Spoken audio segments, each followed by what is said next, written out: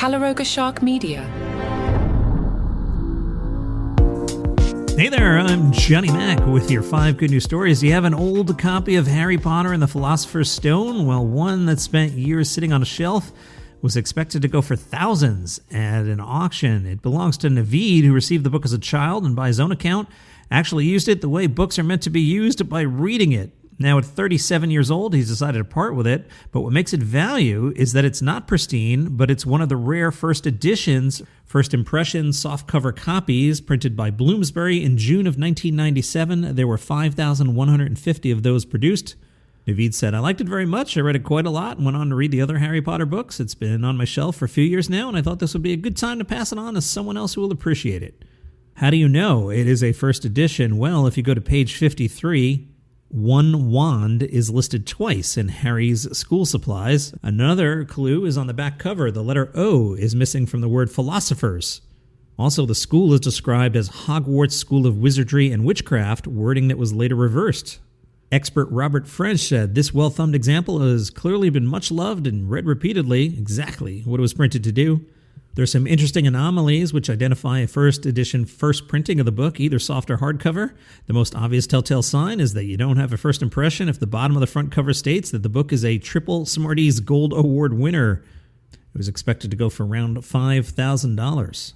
A café owner in British Columbia decided to celebrate their 80th birthday by building a carrot cake the size of a small apartment. Yep, that's what Ted did. Ted owns Granville's Coffee.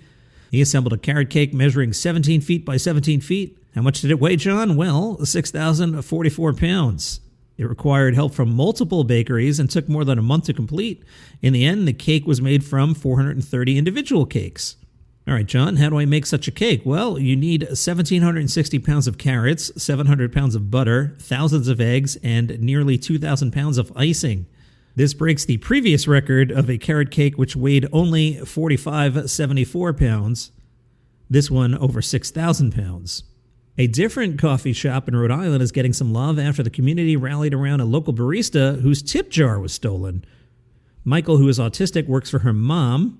Red, White, and Brew also employs workers with mental disabilities and sells products made by the workers.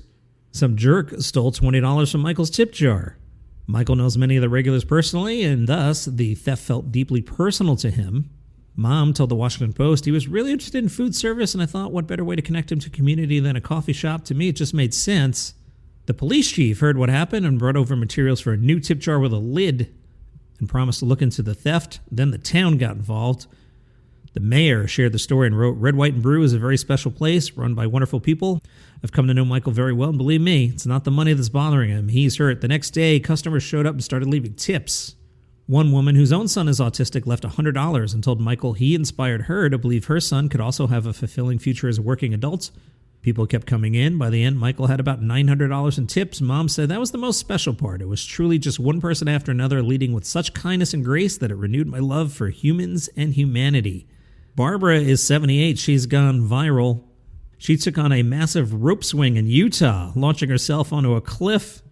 Operators say it's the longest rope swing in the U.S. The swing is suspended between two 500-foot rock cliffs in the desert, creating a giant pendulum arc over the red rock landscape. No thank you. I have discovered as an adult that I'm more scared of heights than I realized.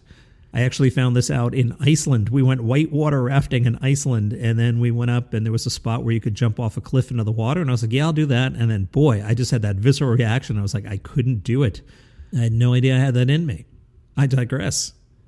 Andy operates the swing. He said, "We tried to design the swing so anyone can use it, including elderly people, children, and those with disabilities, so it's great seeing it taken full advantage of." People in Harrisonburg, Virginia had to deal with a bull on the loose. The bull escaped from a livestock auction and spent more than an hour roaming freely near Eastern Mennonite University. The police said on social media, "If you come across the bull, please do not approach it or try to capture it yourself. These animals are large, quick, and can be very dangerous." Multiple agencies got involved. The bull was tranquilized. It was transported back to its owner. The police said, "We would like to thank the community for staying inside and keeping us updated on sightings during the incident." That incident, once again, was loose bull near campus. And those are your 5 good news stories for today. Have a great day.